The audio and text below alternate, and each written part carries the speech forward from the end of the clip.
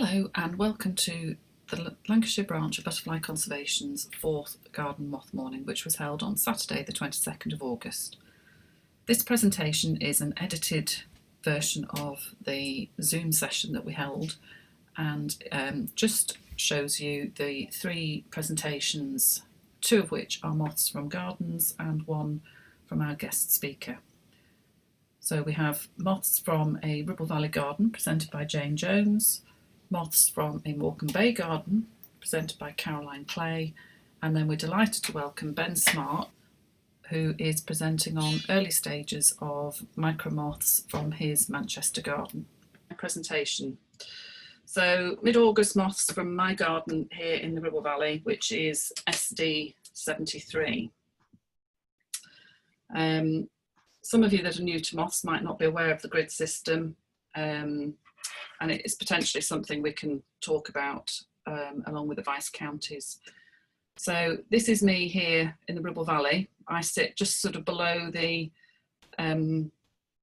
where the River Ribble, which is the boundary between VC 59 in the south and VC 60 in the north, and this is the River Hodder, which forms the boundary, and I think this is VC 64. Now obviously this is the Lancashire county boundary, so there's been a bit of an encroachment there. Anyway, so this is where I sit, just south of the River Ribble. And Caroline, when she does her presentation, lives up here in Morecambe Bay. And Ben Smart lives down here in SD 89, I think. So Caroline's in SD 46 and Ben in SD 89. And I'm here in SD 73. So now to the shaded broad bar that I got last weekend. Locally common in rough grassland, grassy dunes and roadside verges throughout Lancashire. Widespread throughout much of the United Kingdom. It's single brooded from late June to late August, and it comes to light, but you'll more often see it during the daytime when it's easily disturbed from vegetation. Oak hook tip, very pretty, again autumnal looking moth. I get 1 or 2 of these every year. It's fairly local, locally common in the south of the county in the Silverdale area, becoming more scattered and uncommon in central and upland parts, so I'm probably quite lucky to get this. But it is fairly widespread across central and southern England, locally northern England as far north as Yorkshire and South Cumbria. So it's double brooded from May to early June, and this is obviously second brood, which is out between late July and mid-September. The second brood being more abundant than the first. So as its name suggests, its larval food plant is the oak. Out of the 4 hook tip species found in Lancashire, only the rather uncommon barred hook tip can be confused with oak hook tip. Most obvious difference is the barred hook tip has 1 dark grey dot in the central band, while the oak hook tip has 2, which you can see on this slide. My next one is 6-striped rustic. Again, very nice looking moth. It's quite a good fresh example. Common across the UK and throughout Lancashire. 1 generation from late July through to early September. It frequently comes to light, and you'll see it feeding at sugar and on flowers. And you'll hear more about sugaring from Caroline a bit later. Its larval food plants, it's not often found as a larvae, but it's thought to be hedge bedstraw, ribwort, plantain, bramble, bluebell, so quite a varied selection of larval food plants on that one. Then we've got square spot rustic. There's a lot of rustics about at the moment. Again, common across the UK and Lancs. 1 generation from late July to early October. And again, frequently seen at light. And this is, the larvae are grass feeders on this one. And then this one, which is another square spot, which you can see with the kidney and the marks here. But this one is small square spot. It is much smaller. Obviously, the photographs are not to scale, so but it was a much smaller moth. And you have this dark mark here. Again, common through the UK and Lancs. Oh, sorry. This one's double brooded. First brood flying mid-May to the end of June, and then this brood, second brood, late July through to early September. Larval food plants are a range of herbaceous plants, and the only similar species that you could confuse it with would be engrailed clay. Canary-shouldered thorn, very striking, very distinctive. It's almost highlighter yellow in the scales on the body. Very widespread, fairly common throughout the country.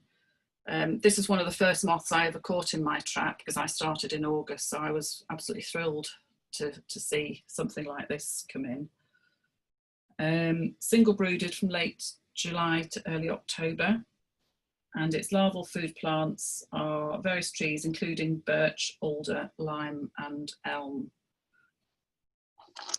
The thorns can be a tricky group, but the canary shouldered is easily identified by its luminous yellow head and thorax. The other thorns we get in Lancashire, from most common to least, are dusky thorn, September thorn and August thorn.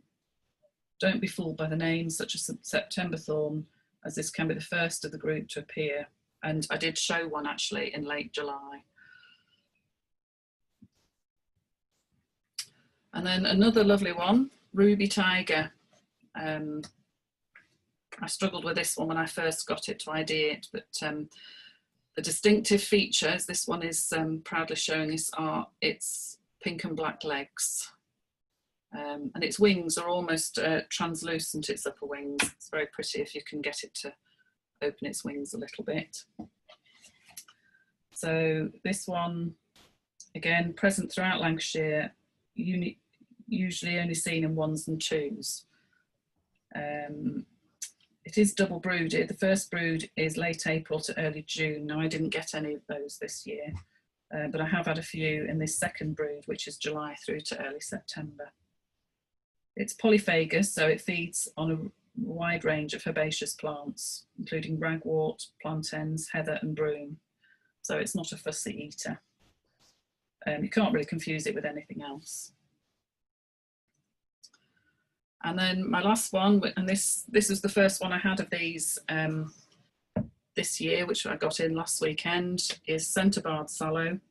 Again, widespread throughout most of UK and quite a common moth. It's one generational in August and September. Comes to light, but this one is rarely found at sugar or flowers. And its larval food plant is the unopened buds and flowers of mature ash. So it'll be interesting to see what happens with this as the ash dieback obviously continues to ravage our ash trees. So as Jay mentioned, the weather the last weekend has been appalling, and I've had very little to show you my trap, but these are the moths that I've had the last week or two in my garden. And again, I think it shows that it's nice to see some commoner species, but also some more local species as well. So this is the first one, and these are a species that I always really like to see. So this is called Chinese character. It's a fairly common moth, but it's only the second time that I've had this in my garden. It's a really clever little moth. What it's trying to do basically is try and mimic a bird dropping to avoid being predating. And I think when you see one in real life, it does it really effectively.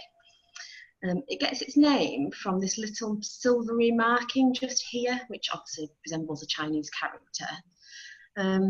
We have two generations of this moth, so sort of May to June time, and then again in August.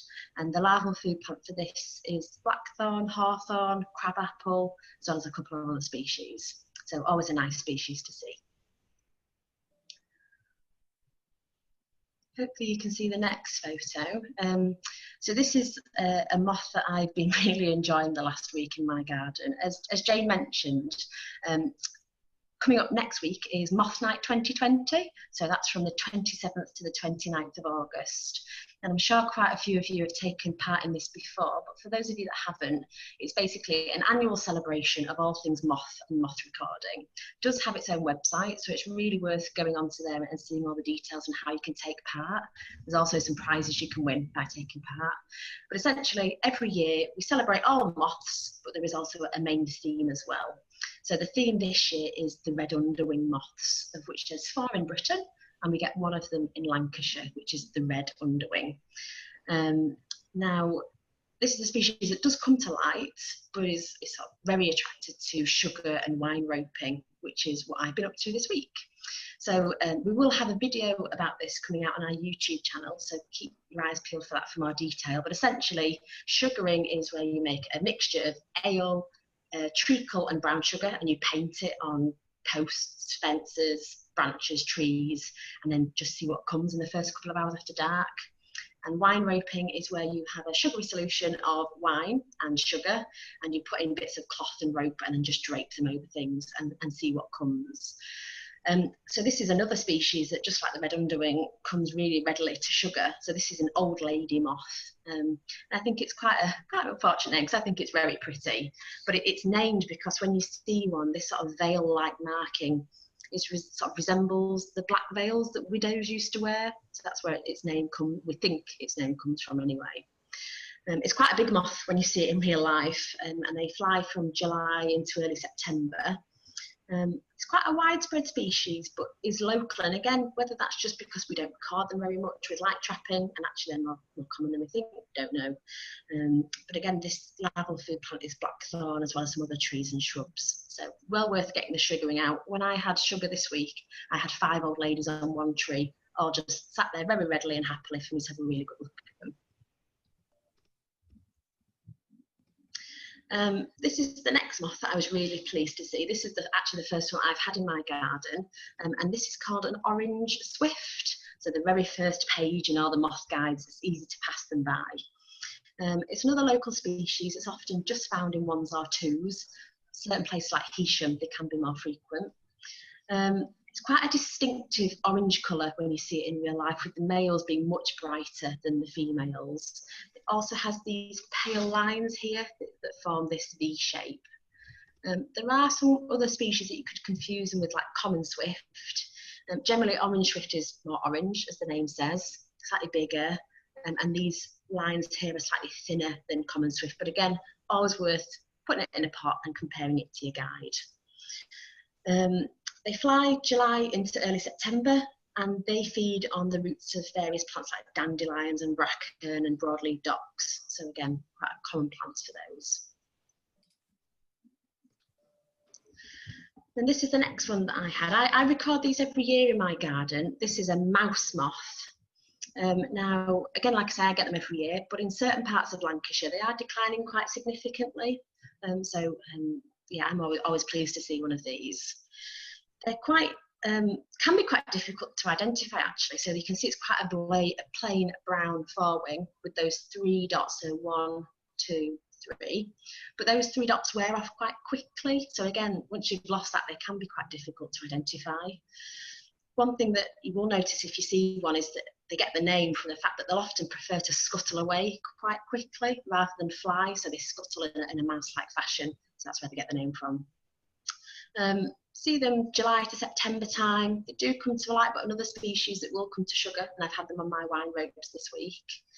And they feed on various herbs like various trees, plants and sallows. And then the last one that I've had that I've been really pleased with, again, another first for my garden. So this is treble bar. Now, there's 2 species that you could confuse this with. The first is treble bar, the second is lesser treble bar. We're fairly lucky, I say touch wood, that so far lesser treble bar hasn't been recorded in Lancashire, but again, still something that we need to keep an eye out for and know what we're looking for. Now, there are certain things that we can use to help us try and work out what these are, but they can be tricky. So as a rough guide, we say that this angle here is generally more rounded and smoothed off in treble bar, whereas in lesser treble bar, it makes much more of a sharp, acute angle. Again, it's not always reliable. The best way usually is to have a look at the tip of the abdomen. Now, for those of you that haven't seen the difficult species guide, it's on the Butterfly Conservation website. It's really good for helping with identification of some of these difficult species. And like I mentioned, the abdomen tip is often really useful. So treble bar is at the top and lesser treble bar is at the bottom. So what you're looking for is, in a male, you'll see this slit here on the end of the abdomen.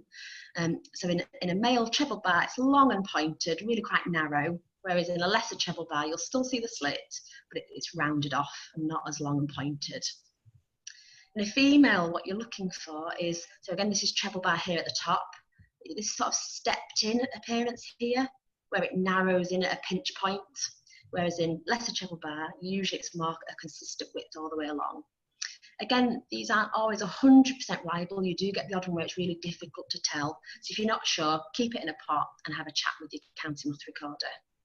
So if we look at the one that I had now, this is the photo in the pot. So you can see it's got the slit here, so this is a male. It's got that long pointed abdomen, which goes with treble bar here. So that helps me to figure it out. As I mentioned, it does have that sort of smooth curved edge, but not completely reliable. So always look at the abdomen for that one. This is one that flies up July to August time in the north and feeds on St. John's worts. So yeah, really pleased to have that one in my garden. And that's all I've got to share photo-wise. Wonderful, thank you, Caroline. That's quite a good variety of moths so far. That's fantastic. So we had Ben commented that old lady larvae can be found by beating ivy from January onwards, and they're common in his garden. My husband hates ivy, so I'd be lucky to develop some ivy to be able to beat. Okay, so Ben, where are we, Ben? Are you okay to do your presentation now? Yeah, I am. Okay.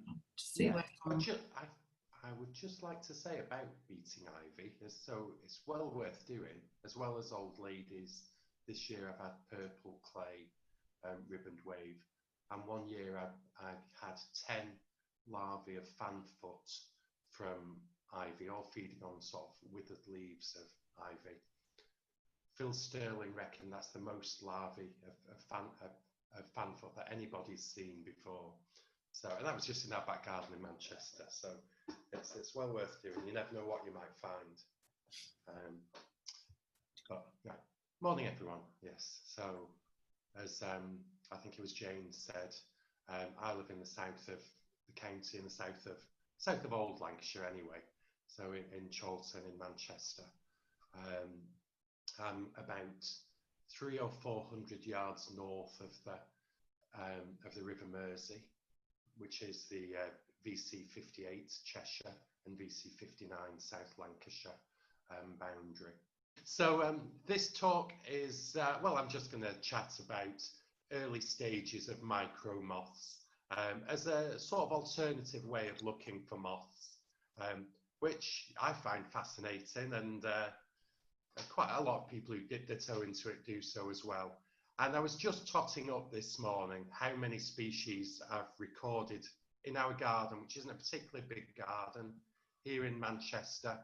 And I've recorded at least 40 species in the early stages, by which I mean, generally they've been in the larval stage. Now they may be larvae feeding between leaves or in flowers or within leaf mines, or in a few cases it may be a pupa in a cocoon that I've reared through.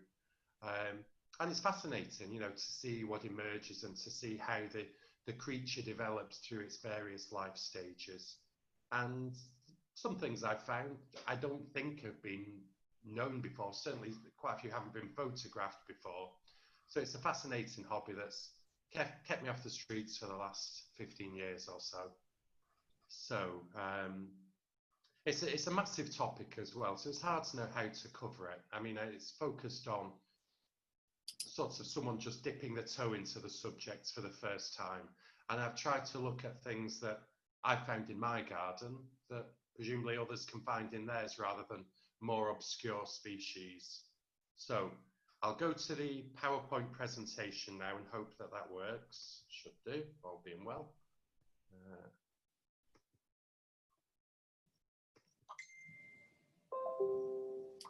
Good. From beginning.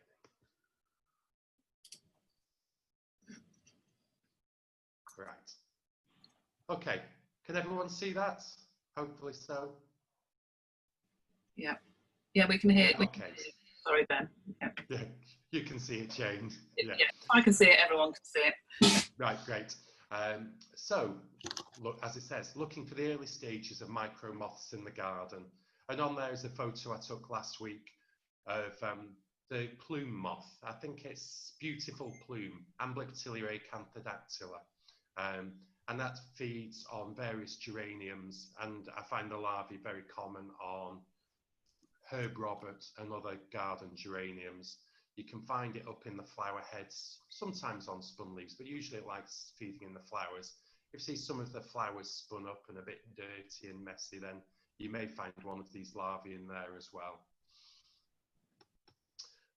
Okay, so I started with a look at leaf mines. So these can be really quite visible, which is quite a contrast to the size of the larva that causes them. It's some of the tiniest micro moth larvae that cause these leaf mines. And basically the adult moth lays the egg on the leaf, and then the larva actually enters the leaf and feeds between the upper and the lower surface. And in most cases spend their entire pre-adult existence within that leaf, leaving a distinctive pattern as they feed, consuming the leaf matter and leaving behind a trail of frass. As you probably know, frass is caterpillar droppings, and the pattern that leaves is often distinctive enough to identify the species, especially if you know what the food plant is as well. A very common one that probably everyone can find somewhere in the garden, especially if they've not cut back the bramble well enough, is Stigmella aurella. Quite a nice moth, but you'll hardly ever see it. The leaf mines are much more common and vastly more recorded. They can often feed many individuals on one leaf. The one on the left, I think, has got about 8 leaf mines of Stigmella aurella. It's a bramble leaf. That's that is an unusually large amount of mines on a single leaf. The one on the right is the same moth species, but this time feeding on wood avens, and there's I think about 3 mines or so on there.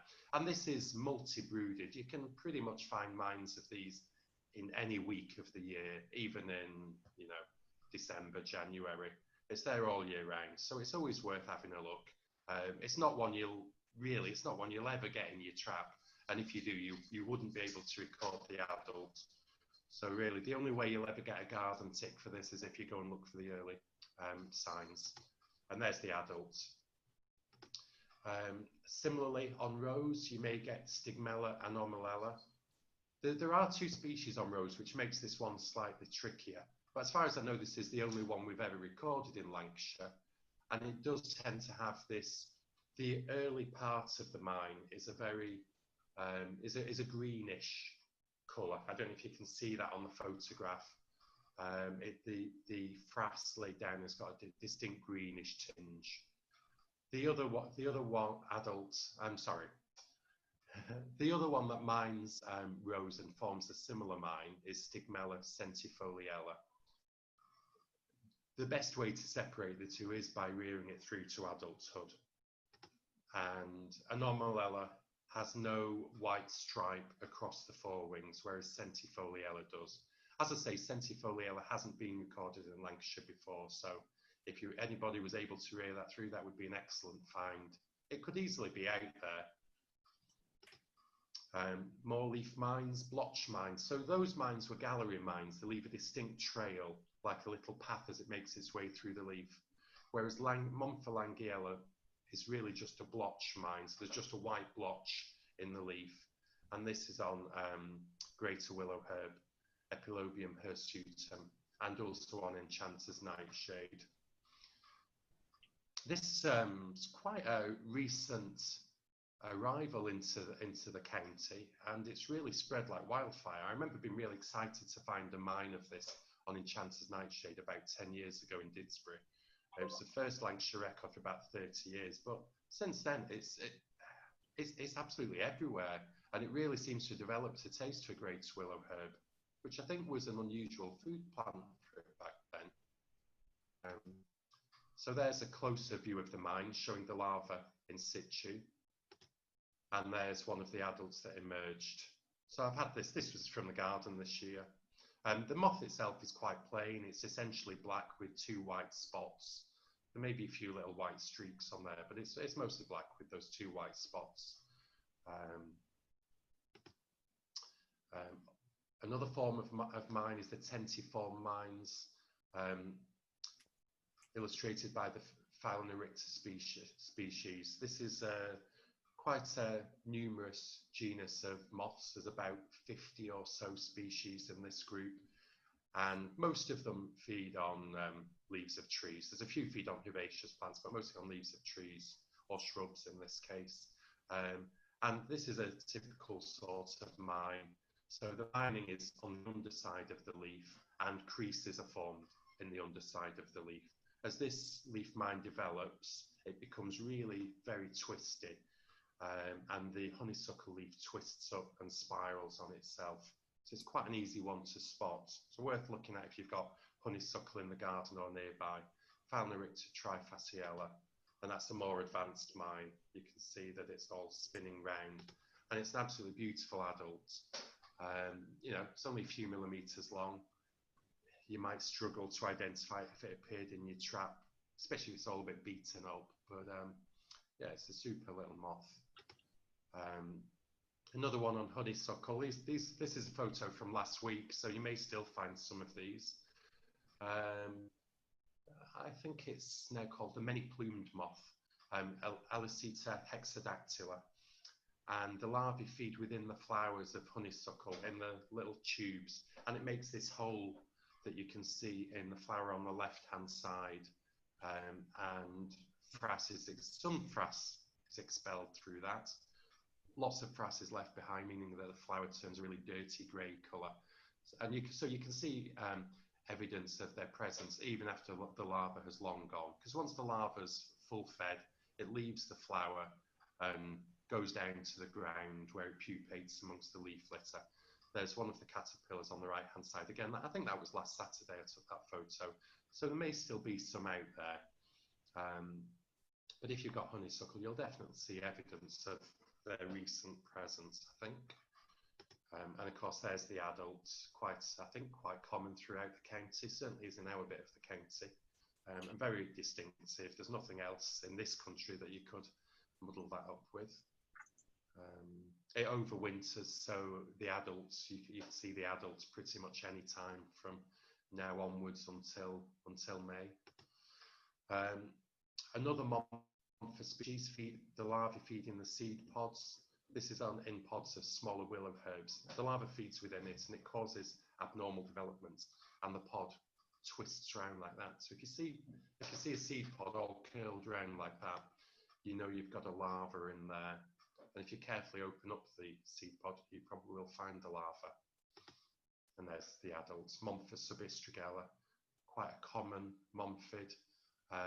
Basically sort of black or dark brown with a couple of white stripes across the forewings. Another one, we've got lots of honeysuckle in our garden, I don't know if you can tell. This one also feeds on snowberry. It's a lovely larva. When it's fully developed, it's got a bright pink, almost reddish dorsal stripe, and greenish sides to the body. And yeah, the honeysuckle moth, Ipsilopha dentella, is quite a distinctive species in larval and adult form. The larva feeds in a spinning between a couple of terminal leaves on a shoot of honeysuckle, and something other than honeysuckle. So on mint, marjoram, oregano, you can find the larva of Pyrosta aurata, and that's generally a greenish yellow with a green dorsal stripe and lots of prominent black spots. Interestingly, as it nears pupal stage, it turns red. The green parts turn red. So you may occasionally find one that looks just like this larva, but is basically red. And that just means it's in the pre-pupal stage. And of course, one advantage of rearing them through is that you do get absolutely beautiful adults to photograph, completely unbattered and often a bit happier to pose for a photo. So we always get these in the garden. We've got quite a nice little patch of marjoram. Well, one micro moth that I'm sure we'll all see the early stages of in the garden if you look for anything is Epiphyes posvitana, the light brown apple moth. And it feeds on anything, and it often mimics, you know, what are seen as classical feeding signs of other species. And I find it on everything. On the left, it's feeding on St. John's wort. In the middle, it's on lavender. And on the right, it's on honeysuckle. But I must have found it on about 20 different species in the garden. And really, any larva that I find, I think any green larva, first job is rule out light brown apple moth, because chances are that's what if it's green, that's what it's going to be. And there's some more feeding signs, larvae and adults of the light brown apple moth, feeding on rose in the top left and obviously on broom in the bottom left. So it's a bit of a nuisance really, that species. Another one that we get in the garden is the tinniad moth, Psychoides flicivora. Again, it's another fairly recent arrival in the county,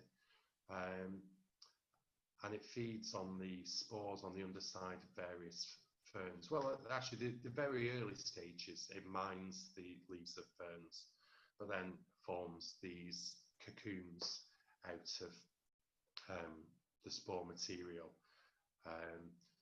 The larva itself has a pale brown head, which is useful to separate it from its close relative Psychoides verhuela, which has a black head. But Felicivora nowadays is much commoner, and you're far more likely to find it in the garden. These are photos from last weekend on a male fern in our front garden. Also feeds on heart's tongue fern and what are they called? Other ferns. The name escapes me. And there's the larva with its pale brown head, and one of the adults that emerged. Polypodium, that's a fern, isn't it?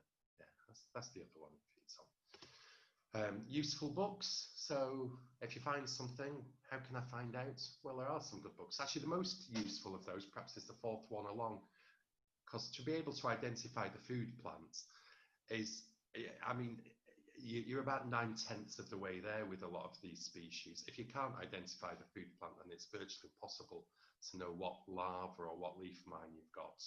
So you really need, you need to get the botany side sorted before you start trying to identify the moth. And the first book is excellent. This was one that Steve edited with John Langmaid and Mark Young, and it came out a couple of years ago. And so once you've identified the food plant, you can use this book, look in the index for the food plants, and it'll give you a list of species that feed on it. You can look through that list, check their feeding signs, do any of them match what you've found? Have a look at the time of year, do any of them match? And it may not leave you with that many alternatives. It doesn't contain any photos other than the ones on the cover, but it's absolutely invaluable. Second book, there are still copies available if anyone's interested. Natural History Book Service may offer some. Maybe that's it. Oh yeah, any questions? Well, shall I come off that now?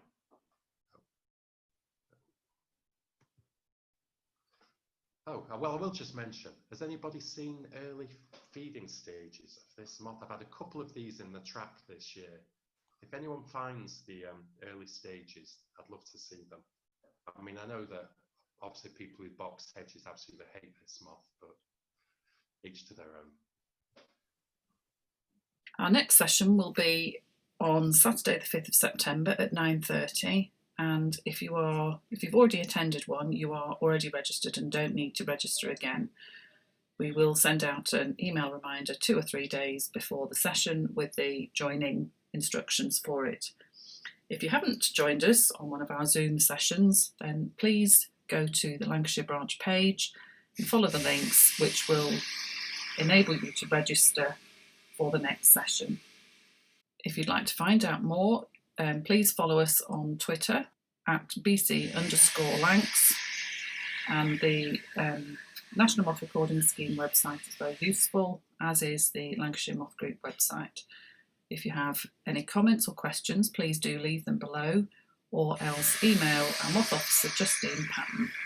Thank you very much for listening, and we do look forward to seeing you at one of our future sessions.